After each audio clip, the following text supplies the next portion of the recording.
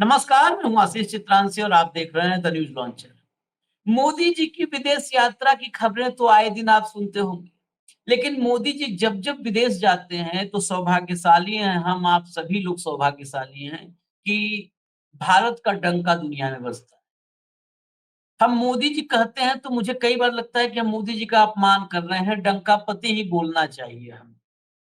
मोदी बोल करके बहुत छोटा-सा लगता है ना, फ़ील नहीं आ पाता। डंकापति। तो वो फ़ील आता है। देखिए विदेश जाते हैं, तो आप मीडिया को अगर देखते होंगे तो दिखाते हैं देखिए जहाज पे चढ़ गए मोदी जी। मतलब ऐसा दिखाते हैं जैसे कोई जहाज पे नहीं चढ़ा था पहली बार मोदी जी चढ़े हैं। फिर वहाँ उतरते हैं तो देखिए जहाज से उतर गए मोदी जी।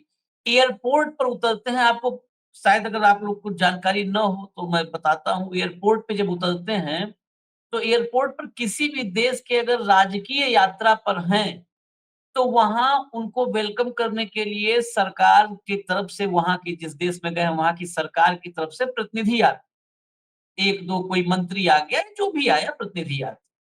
लेकिन आपने देखा होगा कई बार मोदी जी की बातचीत को म्यूट करके चलाने वाली एएनआई वहाँ पर क्या देती है आपको किस म्यूजिक के साथ वीडियो देती है, मोदी, मोदी और खबर चलाई जाती है, जैसे ही फलाने जो है ग्रह पर उतरे मोदी जी वहाँ पर मोदी, मोदी के नारे लगे।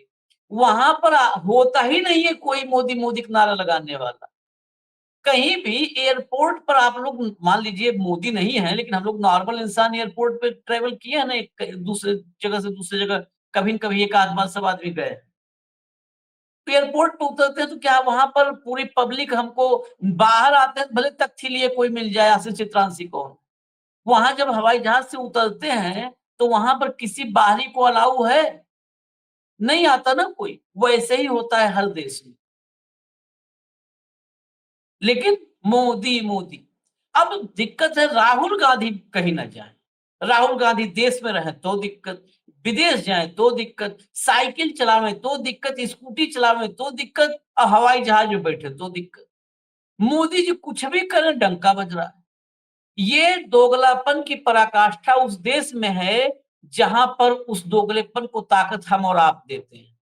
वो चाहे जो भी हो। हम लोग के बहुत सारे हम तो दर्शकों को भी अपने देखते हैं। मैं कहता हूँ भैया अगर हमको थोड़ा-सा लगे कि नहीं ये भाई आदमी नहीं ठीक है तो क्षमा प्रार्थी हूँ। ये हम ही ऐसे दोगलेपन को प्रमोट करते हैं क्योंकि वो डुअल कैरेक्टर हमारे भीतर ही पनपता है। ये भारत की यूएसपी है। तो इस दोगलेपन को ही हम इस शो में दिखाने जा रहे हैं। राहुल विदेश गए तो आईटी सेल बिल से बाहर आ गया है तत्काल। और राहुल के विदेश जाने पर सवाल खड़े करने लगा है। मैं आपको बस अमित मालवीय का ट्वीट दिखा देता हूँ, क्योंकि आईटी सेल के शिखर पुरुष हैं ये और नरेंद्र मोदी के परम प्रिय भक्त हैं। तो आईटी सेल के चीफ का आप दिखा दीजिए ट्वीट। इसमें लिखा है अमित मालवीय ने, लगता है बिहार की गर्मी और धूल कांग्रेस के युवराज से झेली नहीं गई, इसलिए भागकर छुट्टियों पर चले गए, या फिर यह कोई गुप्त बैठक है जिसके बारे में किसी को जानकारी नहीं होनी चाहिए। इसमें फोटो भी लगाई है राहुल के नीचे आप देख रहे होंगे और लिखा है गायब होने और छुट्टियां मनाने की कला में और ज्यादा पारंगत हो रहे हैं राहुल गांधी। अब बस अब इसके आगे आप क्या बताएं, इतने से आप समझ लीजिए कि राहुल गांधी धूप से धूल से बिहार के परेशान होकर के भाग गए विदेश। ये जो लिख रहे हैं जरा इनको आप लोग तलाशिएगा गूगल पर, यूट्यूब पर, जहां भी। कभी इन्होंने धूप में कभी लोटा लेकर के भी खेत में गए क्या? कभी पानी की बोतल लेके 1 लीटर वाला खेत में गए, रोड पे चले, कभी निकले हैं? एसी में वो जो आईटी सेल है दिल्ली में, बड़ी वहाँ पे बहुत हाईटेक है वो व्यवस्थाएँ। एयर कंडीशन में बैठ के, एयर कंडीशन दफ्तर, एयर कंडीशन गाड़ी में बैठ करके और राहुल गांधी को बता रहे हैं वो 1400-1300 किलोमीटर पैदल चल गया है। उसको ये ज्ञान दे रहे हैं। वो भारत को पूरब से पश्चिम और दक्षिण से उत्तर नाप दिया, उसको ये ज्ञान दे रहे हैं। ये ज्ञान दे रहे हैं। लाइए हेमंत अत्री जी को चर्चा में ले आइए, फटाफट ले आइए, काफी देर हो गई। स्वागत है हेमंत भैया। अब सीधा सवाल है भैया, ये राहुल गांधी के इस गुनाह के लिए, इस पाप के लिए, इस पाप का मोचन कैसे होगा? क्या प्रायश्चित है? विदेश गए हैं, इसका प्रायश्चित कैसे करेंगे? आशीष जी नमस्कार, आपको सारे दर्शक साथियों को भी। देखिए, ये जो कुछ घटनाक्रम है ना, इसको आप साधारण मत मानिए। जितना साधारण दिख रहा है ये वो नहीं। एक जेड प्लस सिक्योरिटी का लीडर ऑफ अपोजिशन विदेश में गया है, उसकी लोकेशन इस तरीके से सार्वजनिक करना, क्या ये किसी भी नैतिक उसके अंदर आता है? स्पेसिफिकली मेंशन कर दिया कि मलेशिया के लंगकावी में एक गुप्त स्थान पर, गुप्त छुट्टी पर चले गए। लंगकावी एक द्वीप है वहां पर, और जो एक टूरिस्ट प्लेस है। अब आप ये बताइए कि विदेश जो अपना जो लीडर ऑफ अपोजिशन है, जिसकी माता, जिसकी पिताजी और जिसकी दादी किन परिस्थितियों में वो शिकार हुई मौत का, उसके बावजूद उसकी इस तरीके से सिक्योरिटी लीक करना, ये किसी भी रूप में नैतिक है क्या? उसके केवल उस प्रतिमान पे टांग लीजिए, बाकी तो सारी चीजें छोड़ दीजिए। उसके बाद राहुल गांधी को यात्रा को किस तरीके से विवादास्पद बनाने की बात, आखिर में क्या लिखते हैं उन्होंने ट्वीट का जो आपने आखिरी हिस्सा पढ़ा, कि जहां लोग असली मुद्दों से जूझ रहे हैं वही राहुल गांधी गायब होकर छुट्टियां मनाने की कला में माहिर। राहुल गांधी मुद्दों से बाहर गए, सोच करके देखिएगा। एसआईआर को लेकर के 17 से 30 तक वो सड़कों पर थे, और उसके बाद 1 तारीख को वो पटना में जिस तरीके से उन्होंने मार्च निकाला, पूरा पूरा उत्तर भारत, पंजाब समेत, पंजाब का तो कोई जिला नहीं बचा जो बाढ़ग्रस्त ना हो। हिमाचल के अंदर जो तबाही हुई है, लाखों करोड़ का नुकसान। हरियाणा का देख लीजिए, बिहार का देख लीजिए। प्रधानमंत्री जी क्या कर रहे हैं? प्रधानमंत्री जी संसद में बैठ के अपने सांसदों को ट्रेनिंग दे रहे हैं। अभी तक उन्होंने जाकर झांके भी देखा हो किसी बाढ़, छोड़ दीजिए बाढ़ पीड़ित में झांके भी, कोई ट्वीट किया हो वो दिखा दीजिए। ये ही इनका जनता से कर्ज। छोड़ दीजिए इस बात को, सुरक्षा का उन्होंने क्या हाल कर दिया, इसको भी छोड़ दीजिए। मेरा आपसे एक साधारण सवाल है, और दर्शकों से भी आपके माध्यम से। राहुल गांधी अपने पैसों से मलेशिया गए, क्या प्रॉब्लम है इनको? अमित मालवीय को क्या दिक्कत है? अपने पैसों से गए, उनके पास वैलिड पासपोर्ट है, उनको किसी कोर्ट ने बाहर जाने से रोका नहीं, उन पे किस तरीके की पाबंदी नहीं।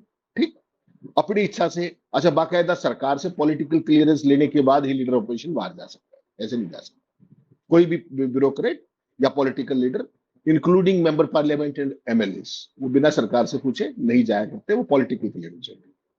तो एक पक्ष ये है कि राहुल गांधी अपने पैसों से सरकारी अनुमति लेकर के मलेशिया गए, आपने उनकी सुरक्षा लीक कर दी और सारे मीडिया को उनके पीछे लगा दिया। ये वही मीडिया है कि प्रधानमंत्री मोदी जी करदाताओं के पैसे से बाढ़ में यात्राएं ऑफिशियल कर चुके हैं, हजारों करोड़ रुपए उसमें खर्च कर चुके हैं। आज तक कोई सवाल नहीं पूछा गया। कोई सवाल पूछा गया हो तो बता दीजिए, उसका कोई आउटकम हुआ हो तो वो भी बता दीजिए। अमित मालवीय जी बता दे, और तो कौन बताएगा? सवाल जवाब कोई नहीं। राहुल गांधी कौन है? राहुल गांधी खुद विपक्ष के नेता है, पिता पूर्व प्रधानमंत्री, मां सांसद है, दादी प्रधानमंत्री रही, परनाना प्रधानमंत्री रहे, खुद 5 बार के सांसद और फिलहाल विपक्ष के नेता हैं, और स्कूटर पर चल रहे हैं। स्कूटर का फोटो दिखा दीजिए जरा, तसल्ली हो जाएगी भक्तों को कि वो स्कूटर पे किस तरीके से घूम रहे हैं, कैसे आम लोगों की तरह लोगों से मिल रहे हैं। ये देखिए, ये मलेशिया का फोटो है। तो इनको इससे भी कोई वो नहीं है। राहुल गांधी स्कूटर चलाते हुए, सबसे जमीनी नेता, उसके बावजूद भी इनको उससे भी तसल्ली नहीं है। ये देख लीजिए, और ये यहाँ पे अलर्ट हो गए हैं। इनको यहाँ दिखा, आप भावभंगिमाएं देखिए, बड़ा स्पष्ट है कि राहुल गांधी को कोई ना कोई ट्रैक कर रहा है और वो उस आदमी को घूर रहे हैं। ये उनकी सामान्य दैहिक भाषा नहीं, इसमें आईटी सेल करवा रही है, कौन करवा रही है, ये तो सरकार बताए।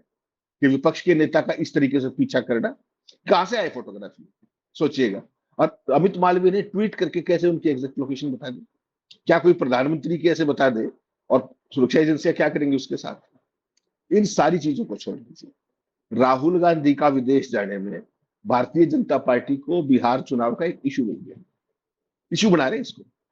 वो मलेशिया गए इसलिए भाजपा को वोट नहीं, यही कहना चाह रहे हैं क्या अमित मालवीय, या कुछ और कहना चाह रहे हैं? एसआईआर का जवाब दे दिया आपने, महादेवपुरा का जवाब दे दिया आपने, बिहार में 65 लाख वोट कटने का जवाब दे दिया आपने।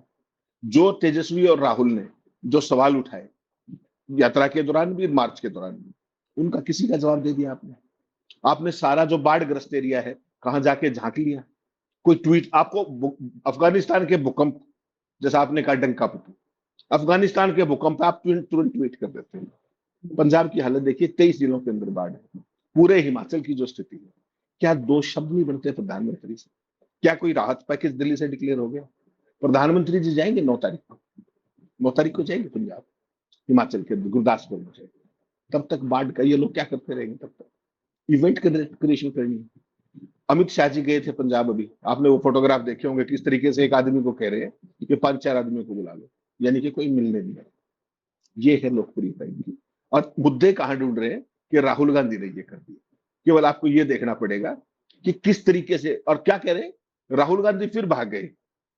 ये जो घृणा का प्रचार है ना, इसको आप सोचिए। राहुल गांधी एक इंसान है, वो मोदी जी की तरह नॉन बायोलॉजिकल नहीं है। मैं और आप भी एक इंसान है, हम भी ब्रेक लेते हैं, हम भी छुट्टियों में जाते हैं। मैं भी जा रहा हूँ 15 दिन के लिए, तो आपको क्या परेशानी है? किसी अपने पैसे से जा रहा हूँ, ऑफिशियली जा रहा हूँ, मेरे पास लीगल पासपोर्ट है, वीजा है, जाऊंगा ना। किसी को परेशानी हो तो रहे वो, लेकिन क्या आप उसको पॉलिटिसाइज कर दोगे? राहुल गांधी बायोलॉजिकल है, मोदी की तरह नहीं। राहुल गांधी रोबोट नहीं है मोदी की तरह कि 18 घंटे काम करता है। 18 घंटे काम करने के बाद उसका परिणाम क्या निकलता है? एक नष्ट भ्रष्ट हो चुकी अर्थव्यवस्था, कंप्लीट मिजरेबल और डिजास्टर विदेश नीति, और देश वर्टिकली डिवाइडेड। ये 18 घंटे आपके काम का परिणाम है। कोई भी आदमी क्या करता है, इस पर्सनल डोमेन में जाकर के फोटोग्राफ जारी करने का क्या मतलब समझते हैं आप? राजनीति को इस तरह तक ले आए। और उसके बाद अमित मालवीय की खबर को अडानी का चैनल किस तरीके से खबर के तौर पर चलाता है। कहीं नैतिकता नहीं बची। अमित मालवीय तो चलो पॉलिटिकल आदमी है, उसको जितनी समझ है उसने कर दिया, किसी के कहने से ही किया होगा, अपनी तरफ से तो कर नहीं सकता। लेकिन सवाल इन चैनलों का भी है कि क्या आप इसको ऐसे ही मान लोगे? क्या ये इतना साधारण है? कोई आदमी विपक्ष के नेता को, अपने ही देश के विपक्ष के नेता को बाहर ट्रैक कर रहा है, और पिछली पूरी आईटी सेल, सोचिएगा, पिछले 18 घंटे से, जब से अमित मालवीय ने ट्वीट किया, पता क्या लिखी? आप देखिएगा एक बार ट्विटर की टाइम में, सब पता है क्या कह रहे हैं कि सरकार को, भारत सरकार को अस्थिर करने के लिए गुप्त मीटिंगों में गई। तो भारत सरकार इतनी कमजोर कब से होगी डंकापति की कि राहुल गांधी उसको अस्थिर कर देंगे मलेशिया में बैठ के? और अगर ऐसा हो रहा है तो सरकार क्या कर रही है? किस तरह का दुष्प्रचार है? पूरी आईटी सेल 18 घंटे से केवल एक ही काम पे लगी हुई है, अपने लीडर बात अपोजिशन को ट्रैक करें, नहीं, अपनी उसकी ट्रैक नहीं, सिक्योरिटी लीक करें। नहीं, सवाल एक बड़ा सीधा है। ये अस्थिर किसके साथ कर रहे हैं मिलके? ट्रम्प इनका दोस्त है, वो जिगरी यार, एक का लंगोटा आधा आधा फाड़ के बांधते थे, इनका जिगरी यार है। जिनपिंग से अभी जिनपिंग के साथ चाउमीन खा के लौटे हैं। जापान अभी जाके आए हैं, जहां जाके आए वो बेचारा प्रधानमंत्री आज इस्तीफा दे दिया, जिससे मिलके आए थे, भारत के विकास का रोड मैप जिसके साथ बनाए थे, उसी से पेन और पेंसिल लिए थे, वो इस्तीफा दे दिया आज। स्टारबल से लेके जर्मनी से लेके जो है फ्रांस तक, सब तो मोदी जी के अपने खास लोग हैं। तो किसके साथ मिलकर सरकार को अस्थिर कर रहे हैं, ये भी बताना चाहिए कि किसके साथ मिलकर के अस्थिर कर रहे हैं राहुल गांधी, पहली चीज। दूसरी चीज, वो स्कूटी पर टी शर्ट हाफ पैंट पहने हुए जा रहा आदमी बुरा लग रहा है। इन्हें बेसिकली तभी, जब तक वो लाख रुपए 2 लाख का जूता ना हो चमकता हुआ, उस पर धूल का एक कण ना आने पावे, शेरवानी हर जो है 15 मिनट पे बदली जाए, एकदम आदमी निकले ही तो लगे कि अभी तत्काल ही, एकदम तत्काल ये पीस रेडी होकर के फैक्ट्री से निकला है, हमेशा इस टाइप का आपको आभास हो कि अभी अभी ये बिल्कुल फ्रेश पीस निकला है अभी फैक्ट्री से, इस टाइप की फीलिंग आए, तब आपको लगेगा अच्छा है। वो डंका बजाने वाला, जरा मिंट मिंट की खबर लाइए, खाली एक झलक देखिए जरा, जब विदेश यात्राओं की बात है, दिखाइए भाई। ये ज्यादा दिन का नहीं है, ये एक छोटे से हिस्से का 3.5 साल के कालखंड का है। 2021 से 24 तक कुल 295 जो संसद में बताया, मैं वो बता रहा हूँ, बाकी और वाली बात नहीं है कि जो वहां पर मोदी मोदी कहने के लिए जो लोग लाए जाते हैं वो कैसे लाए जाते हैं, उसकी बात नहीं है यहाँ पर। 295 करोड़ रुपए खर्च हुए। हर साल इस खर्च में बढ़ोतरी देखने को मिली। 2021 में 36 करोड़, 2022 में 55 करोड़, 2023 में 93 करोड़, वो 2024 में बढ़ के 109 करोड़ हो गई। मतलब 36, 55, 93, 109। ये देखिए किस गति से ग्राफ, देखिए कितने ऊपर की तरफ जा रहा है।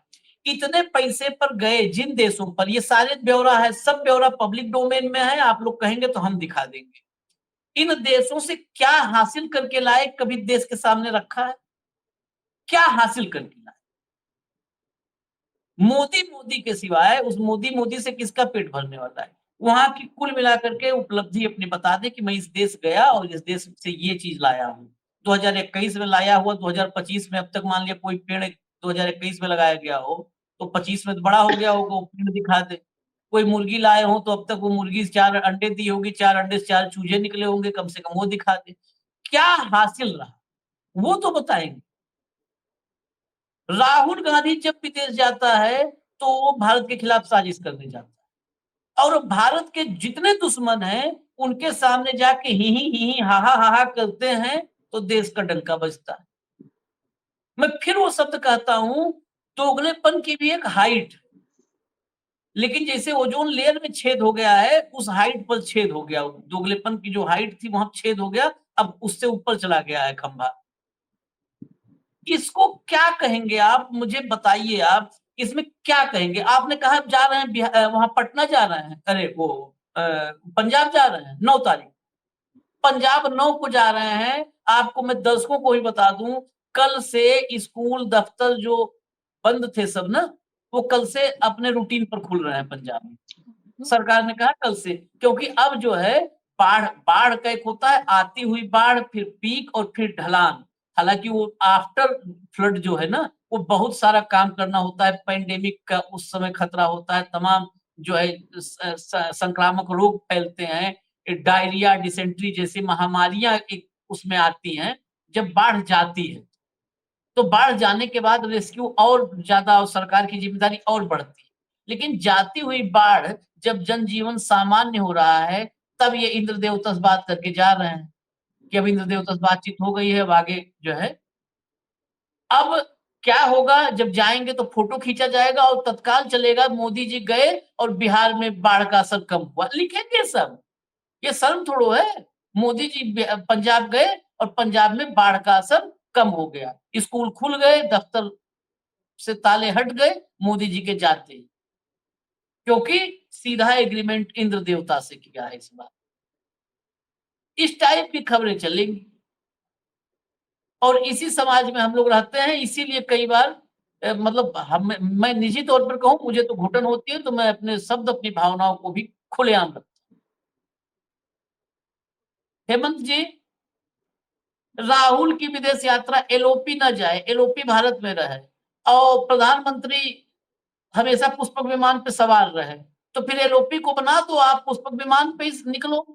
एक ऑफिशियल कोई पार्लियामेंट में ले आओ बिल कि मोदी जी पुष्पक मंत्री रहेंगे, पुष्पक विमान मंत्री। और पुष्पक विमान मंत्री प्रधानमंत्री से बड़ा पद कर दिया जाए, उस पे घूमते रहें। यहाँ जिम्मेदारी दे दे कि जब तुम बाहर नहीं जाओगे राहुल गांधी, तुम देश में रहोगे, देश संभालो।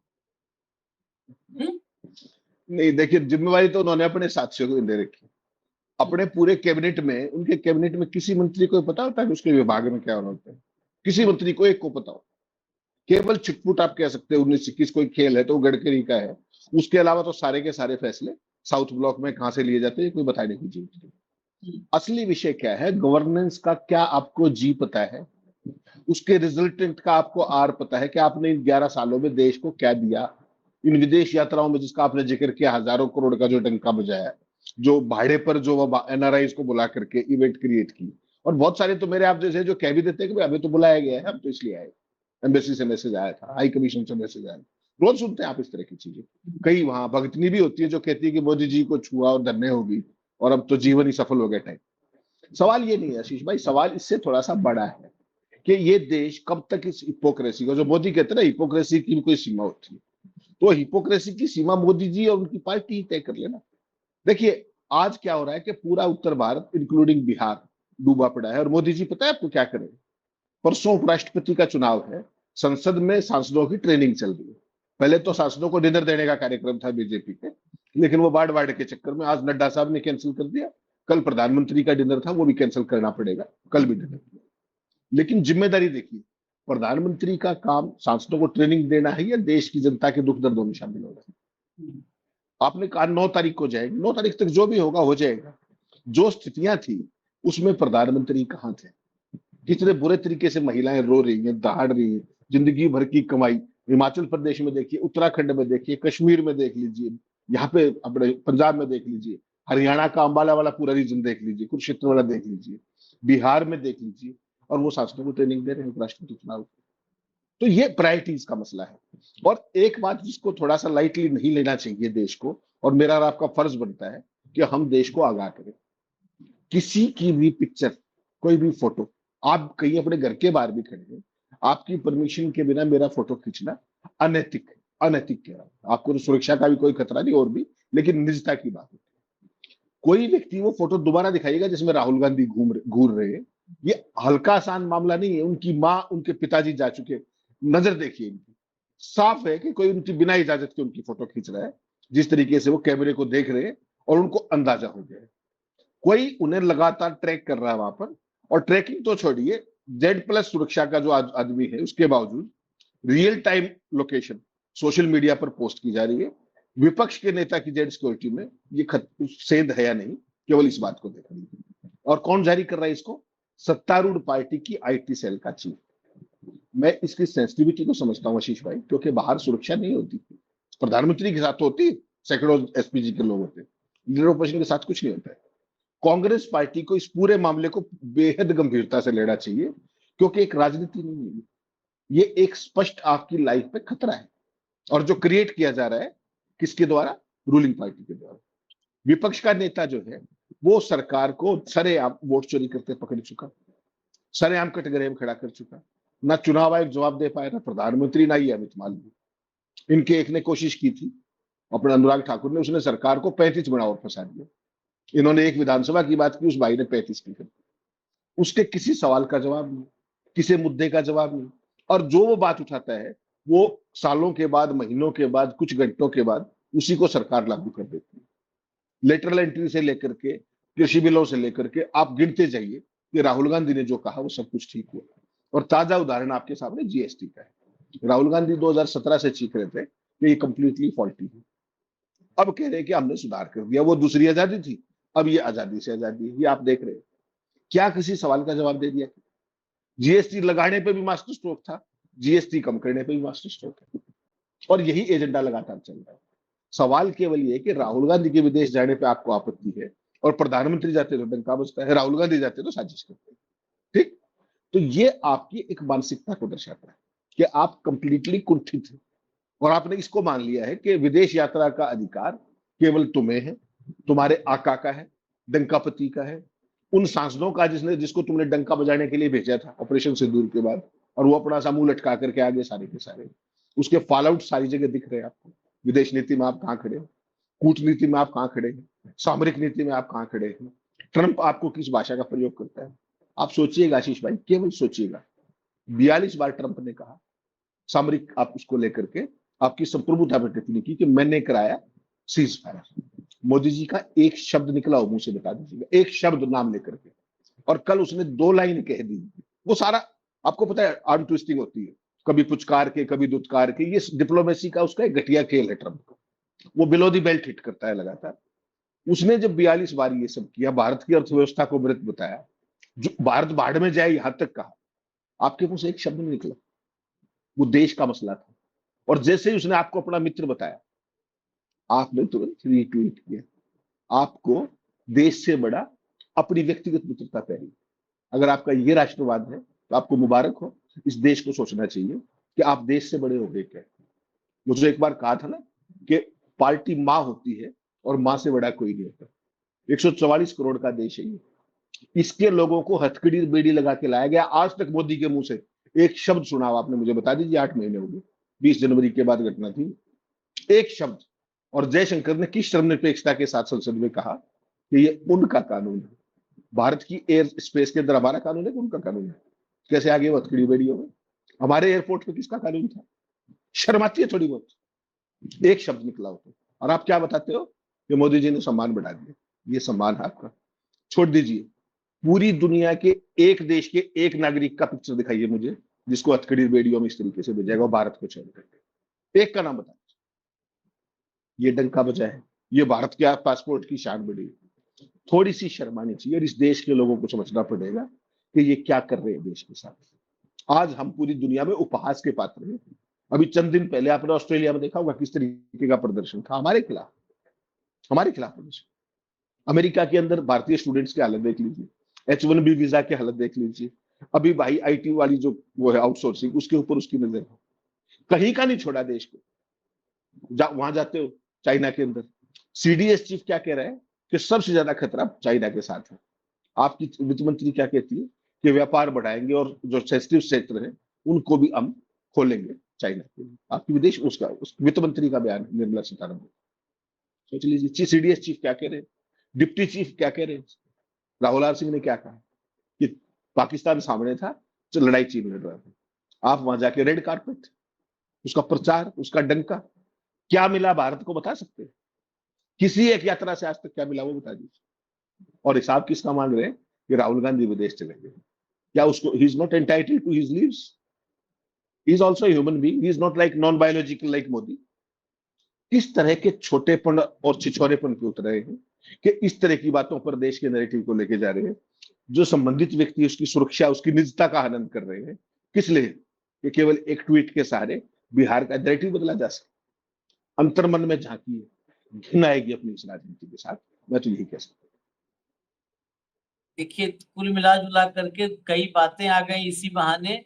मैं इतना मानता हूं कि ये डंका पति को आईटी सेल वाले फंसा ही रहे हैं और वो फंस रहे हैं।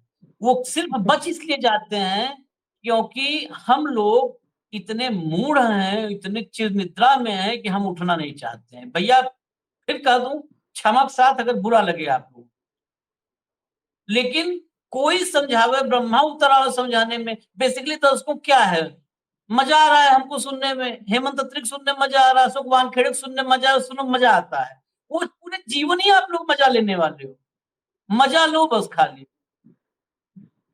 इनको मजा आ रहा है, इन्होंने बहुत अच्छा रगड़ दिया मोदी को, मजा आ रहा है, मजा लो बस। तो मजा उसमें भी आ रहा है। पूरी दुनिया में एक कार्यक्रम हमने किया था अभी 2 दिन पहले ही, पूरी दुनिया में इस दौर में जितने भारतीय पीटे जा रहे हैं कभी नहीं पीटे। आयरलैंड से लेके कनाडा, कनाडा से लेके अमेरिका, अमेरिका से लेके ऑस्ट्रेलिया, जहां पे भारतवंशी जाते थे, भारत के बच्चे जाते थे, वहां पीटे जा रहे हैं। ये डंका बज रहा है। उसके बाद जीएसटी हटाने पर, अभी हेमंत भाई बहुत चीजें चल रही हैं। जीएसटी हटाने पर निर्मला सीतारमण, आज सबकी हेडलाइन पता है क्या है? निर्मला सीतारमण ने बताया कि मोदी जी का एक फोन मेरे पास आया और उसके बाद ये जीएसटी मतलब ये टैक्स रिफॉर्म की इतनी बड़ी शुरुआत। ये कौन कहता है जो सत्ता में आता है? इस देश की अगर जुबान होती ना तो कहते 9 साल से लुटेरो, पहले माफी मांगो। मोदी 9 साल से क्यों नहीं फोन किया तुमको? या तो इसका मतलब ही आशीष भाई कमजोर। एक छोटा सा सवाल और एक लाइन का। जीएसटी के सारे फैसले जीएसटी काउंसिल लेती है, प्रधानमंत्री नहीं लेता। इसका मतलब जीएसटी काउंसिल भी जेब में है क्या? सब जैसे जेबी बाकी है, संवैधानिक, एग्जैक्टली वो मैं कह, सब जेबी कैसे कह सब सकते हैं? जेबी है। निर्मला सीतारमण कैसे कह सकती है? जीएसटी काउंसिल फैसले लेती है भाई, इंडिविजुअल फैसले नहीं, नहीं लेता वहां पे मोदी कहने का के। एक फोन आया, इस समय सबकी हेडलाइन है भाई। आप देखिए, मोदी का एक फोन आया और रिफॉर्म शुरू हुआ। इसका मतलब मोदी को 9 साल तक पता ही नहीं चला कि ये जीएसटी इस देश के लिए आफत है, तबाही है। ऐसे प्रधानमंत्री कब ने चुना है? उसके बाद सड़कों पर निकलने पर जीएसटी का हिसाब मांगा जाएगा, वोट चोर गद्दी छोड़ के नारे सुनाई देंगे आपको। तो पता है क्या हो रहा है? जिस जो आपने कहा ना संसद में, वो संसद में राज्यसभा के लिए वोटिंग के लिए 2 दिन का नहीं। भाई साहब एक बार बताओ, ये जितने सांसद हैं अपोजिशन में, इतनी ट्रेनिंग चल रही है। क्या भाजपा के सारे सांसद मूर्ख है? मैं सवाल कर रहा हूं, मैं मूर्ख नहीं कह रहा हूं। 2 दिन तक उनको संसद भवन में ट्रेनिंग दी जाएगी कि राष्ट्रपति उपराष्ट्रपति के चुनाव में वोट कैसे डालना है। आप बताइए जरा, है बताइए। 2 दिन तक उनको सिखाना पड़ेगा। ऐसे सांसद अगर भाजपा चुन के लाई है तो इस देश पे रहम करो। वो अपने क्षेत्र में क्या करेंगे या कुछ भी क्या करेंगे? उनको ट्रेनिंग नहीं देना है, सड़क पर वाहवाही करवाओगे तो पीछे से नारा आएगा, वोट चोर गद्दी छोड़। इसलिए बंद कमरे में अपनी तारीफ करवाने के लिए इवेंट रखा है मोदी ने। आप देख लीजिएगा, 2 दिन आप नोटिस कीजिएगा, शुरुआत हो चुकी है कि मोदी का एक फोन आया और ये हुआ। ये मोदी के जो है, मोदी की तारीफ के लिए एक नई स्क्रिप्ट के साथ नया इवेंट किया गया है। और उसके अलावा एक बात और, अमित मालविया के ट्वीट पर मैं उसी से खत्म करूंगा। एक बात थी उसमें ना कि परिस्थितियां देश में क्या है और विदेश में घूम रहा है। इस देश में परिस्थिति पहलगाम में खराब हुई तो राहुल गांधी वहां पर मौजूद था। इस देश में जब आपका जनता का वोट काटा गया तो राहुल गांधी आपके साथ सड़कों पर मौजूद था। इस देश में मणिपुर हुआ तो मणिपुर में राहुल गांधी मौजूद था। अरे प्रधानमंत्री से पूछो, यह देश जब जब रोया है तो प्रधानमंत्री भागा है। जैसे कह रहे हो ना कि राहुल भागा है, इस देश का प्रधानमंत्री भागा है। जब जब इस देश संकट में रहा है, इस देश का प्रधानमंत्री उड़नछू, गायब, भाग गया। अगर राहुल को भागना अपमानजनक नहीं है तो प्रधानमंत्री का भागना भी अपमानजनक नहीं। मैं चाहे इस देश की न्यायपालिका हो और चाहे इस देश की कार्यपालिका हो, सबको एक साथ चुनौती देते हुए बोलता हूं, चाहे वो बुरा हो अच्छा हो। हाँ हेमंत भाई। एक छोटी सी बात जोड़ रहा था चलते चलते, आपको जानकर हैरानी होगी, आपने भी जिक्र किया था कि अमेरिका ने जापान पर 15% टैरिफ लगाया था और वहां के प्रधानमंत्री ने ये कहते हुए इस्तीफा दे दिया कि वो इस टैरिफ को रोक नहीं सके। प्रधानमंत्री ने जो वो इस्तीफे के कारण बताए, हालांकि पॉलिटिकल रीजंस दूसरे हैं कि पार्टी में टूट थी और सारी चीज थी, लेकिन उन्होंने जो डिपार्टिंग स्टेटमेंट है, उन्होंने कहा कि मैं इसको रोक नहीं पाया, इसलिए मैं इस्तीफा दे रहा हूँ। और एक अपने वाले 50% देश पे टैरिफ लगा हुआ है, किस उपलक्ष्य में? रशिया से सस्ता तेल खरीद के महंगा बेचने के। भारत की जनता को 1 रुपया नहीं दिया, और जापान के प्रधानमंत्री पे 1 रुपये का कोई आरोप नहीं किसी भी तरीके का। आपने अपने पूंजीपति मित्र को लाखों करोड़ रुपए कमवाए, देश की जनता को 1 पैसे का लाभ नहीं दिया। आप सीधे सीधे कटघरे में है कि टैरिफ किसके कारण से लगा, क्यों लगा।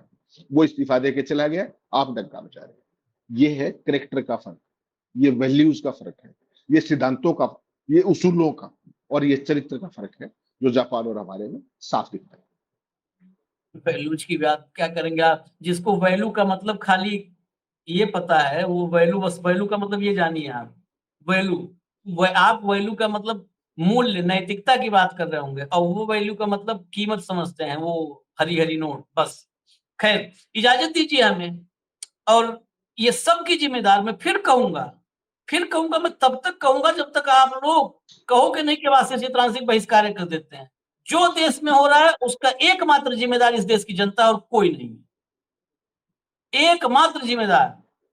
क्योंकि आपको कुछ भी, न्यूज लॉन्चर देखना बंद कर दो भाई। आप लोग देश के संविधान और लोकतंत्र बचाने के लिए ये जरूरी है तो बंद कर दो देखना। मैं इस लेवल तक भी बात करता हूं। ठीक है, रोटी बिना घी लगाए खा लेंगे अगर आज घी लगा खा रहे हैं तो। लेकिन ये बैठ करके ज्ञान देना कि बस घर में बैठे रहो, फलाना आज बहुत अच्छा बोला, अरे हमारे बोलने से क्या हो रहा है जब आप सुन करके रजाई तान सो जा रहे हो तो बात कड़वी होगी। और कड़वाहट और कड़वा बात बोलने में मुझे रत्ती भर गुरेज नहीं है। ये देश में हर आदमी चाहता है पड़ोसी घर में भगत सिंह हो जाए और क्रांति हो जाए और फिर सब खुशहाल हो जाए, अपना कुछ न करना पड़े, कुछ न करना पड़े। तो इसकी जिम्मेदार सिर्फ और सिर्फ आप लोग हैं। आप मतलब मैं भी उसी में सही हूं, अपने आप को आपके साथ ही रखता हूं, आपसे अलग नहीं कर। हम भी उसके जिम्मेदार हैं और हम पाप विमोचन कर रहे हैं, प्रायश्चित कर रहे हैं, आपके सामने सच्चाई ला। इजाजत दीजिए हमें। धन्यवाद हेमंत, धन्यवाद।